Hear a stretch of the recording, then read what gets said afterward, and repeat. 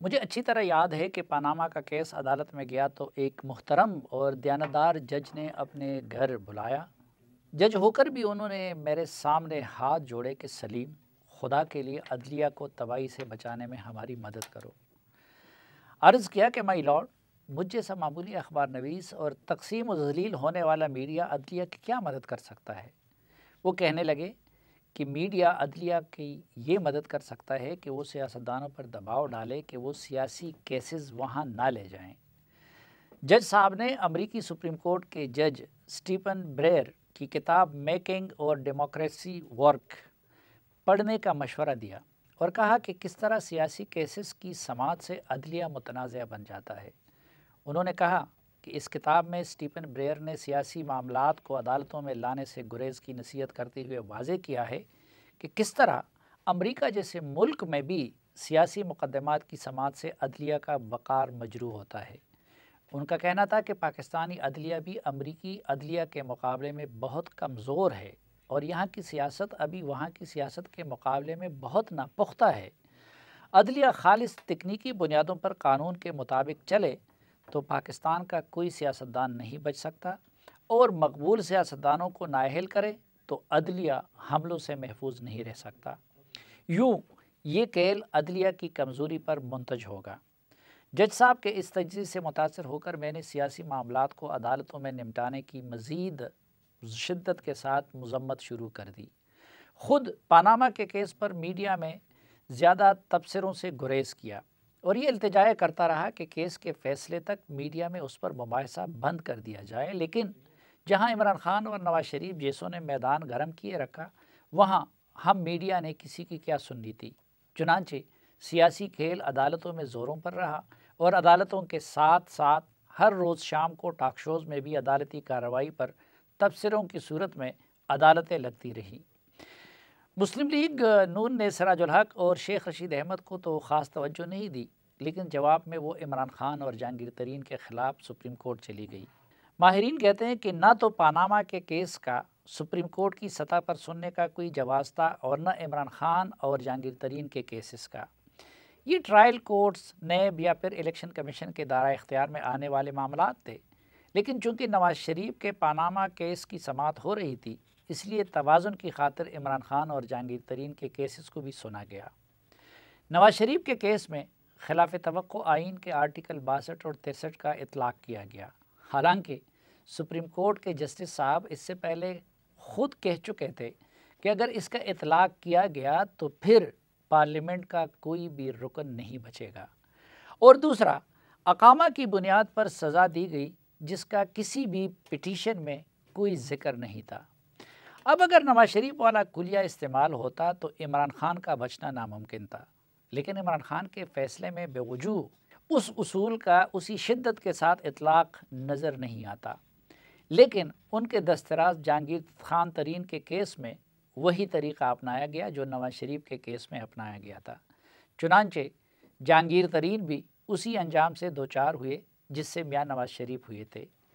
فیصلے کے فوراً بعد تحریک انصاف نے عدلیہ کے کردار سے متعلق سوال اٹھایا اور پی ٹی آئی کے ترجمان فواد چودھری نے الزام لگایا کہ جہانگیر ترین کی سزا بیلنس کرنے کے لیے دی گئی ہے۔ مسلم لیگ دوسری طرف سوال کر رہی ہے اور بجا کر رہی ہے کہ عمران خان سے متعلق ان اصولوں کا اطلاق کیوں نہیں کیا گیا جو میاں نواز شریف کے معاملے میں کیا گیا تھا۔ ادھر جہانگیر ترین کا کیمپ کہہ رہا ہے کہ ان سے متعلق اسی طرح جے آئی ٹی کیوں نہیں بنائی گئی جس طرح نواز شریف سے متعلق بنائی گئی تھی، جبکہ ہم جیسے طالب علموں کا خیال ہے کہ جہانگیر ترین سے متعلق اگر نواز شریف والا کلیہ استعمال کیا گیا تو عمران خان سے متعلق پھر ارسلان افتخار والا رویہ کیوں اپنایا گیا۔ جہانگیر ترین اگر انکار کے باوجود اپنے آف شور اکاؤنٹس کا بینیفیشری ہیں تو عمران خان اقرار کے باوجود نیازی سروسز کے بینیفیشری کیسے نہیں ہیں؟ نواز شریف اور جہانگیر ترین کے لیے اگر مدت کی قید نہیں رکھی گئی تو عمران خان کے پارٹی فنڈنگز کے معاملے میں 5 سال کی قید کیوں رکھی گئی؟ اگر نواز شریف کی سیاسی رستے سے ان کی رخصتی ہوتی تو مجھے سب سے زیادہ خوشی ہوتی، لیکن جس طرح عدالت کے ذریعے ان کی رخصتی سے دکھ ہوا تھا، اسی طرح جہانگیر ترین کی نااہلی کا بھی دکھ ہوا ہے۔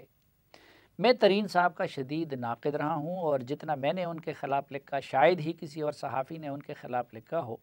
لیکن زیادتی ہوتی ہے۔ کسی شخص کی اتنی بڑی سیاسی محنت اور سرمایہ کاری کو محض بیلنس کرنے کے لیے ایک ہی دن میں اڑا دینا شاید انصاف ہو، لیکن انصاف ہوتا ہوا نظر نہیں آ رہا۔ مجھے محسوس ہو رہا ہے کہ انہیں قربانی کا بکرا بنایا گیا۔ وہ عمران خان کے دست راست تھے اور پی ٹی آئی کو اس مقام تک پہنچانے میں ان کے پیسے اور کوششوں کا حصہ کسی سے بھی زیادہ تھا، لیکن ان کے ساتھ جو رویہ اپنایا گیا اس سے لگتا ہے کہ وہ جہانگیر ترین نہیں بلکہ جہانگیر شریف ہیں، جیسے وہ پی ٹی آئی کے نہیں بلکہ مسلم لیگ نون کے جنرل سیکرٹری ہیں۔ جہانگیر ترین کو جہانگیر شریف بنانے میں دوسروں کے علاوہ شاید خود وہ شخص بھی شریک تھا جس کی خاطر انہوں نے گزشتہ سالوں میں اپنی دولت کو پانی کی طرح بہایا۔ ایک ثبوت تو اس کا یہ ہے کہ اس فیصلے سے 2 ہفتے قبل عمران خان کے لیے جہاز خریدنے کا عمل شروع کیا گیا تھا، لیکن اب یہ نواز شریف اور جہانگیر ترین کا نہیں بلکہ عدلیہ کے وقار کا سوال ہے، اور پوری قیادت کو سر جوڑ کر عدلیہ کے وقار کو بچانے کے بارے میں سوچنا چاہیے۔ اب جب کہ سب کچھ خلاف ضابطہ اور خلاف روایت ہو رہا ہے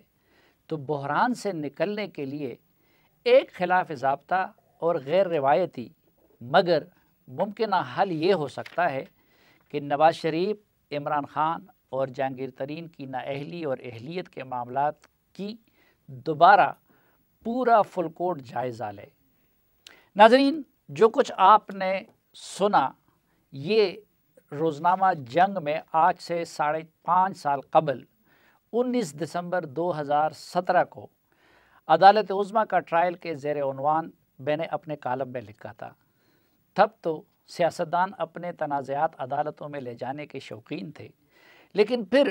ججز کو خود شوق ہو گیا کہ وہ سیاسی معاملات کو اپنی طرف کھینچتے رہے، جس کا نتیجہ یہ نکلا کہ آج سپریم کورٹ آف پاکستان تقسیم ہے اور پارلیمنٹ اس کے مقابلے میں آ گئی ہے۔ تب ہم جیسے طالب علموں کی دہائیوں پر دھیان دیا جاتا تو نہ ملک پچھلے 6 سالہ بحران سے گزرتا اور نہ آج ہماری عدالتوں کا یہ حشر ہوتا۔ تب فل کورٹ بنا لیا جاتا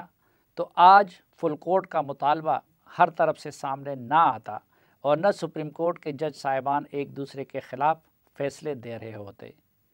اب بھی وقت ہے کہ اعلیٰ عدلیہ کے جج صاحبان پاور گیم سے نکل کر ماضی کی غلطیوں کا ازالہ کریں، ورنہ ترازو کے پلڑوں میں توازن لانے کے لیے شاید چڑی حرکت میں آ جائے۔